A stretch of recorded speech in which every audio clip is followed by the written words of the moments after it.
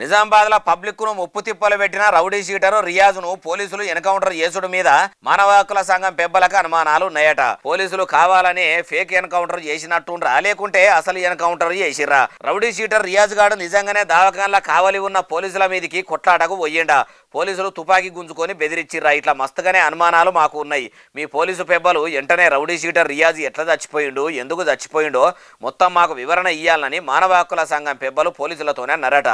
ఆ గుండెగాడు కానిస్టేబుల్ను కత్తితోని ఒడుచుడేందో, పోలీసులు వాడిని దొరకబాటుడేందో, దావకాన్ల ఏసుడేందో, ఎన్కౌంటర్ అవుడేందో. పాపం అంటే దోషం చుట్టుకోబోయింది అన్నట్టే ఇప్పుడు ఆ పంచాది పోలీసుల మెడకు చుట్టుకునుడేందో. ఏమో పోన్రి, ఎవలదైనా పానమే నాయ, 2 పానాలు కూడా వాయే.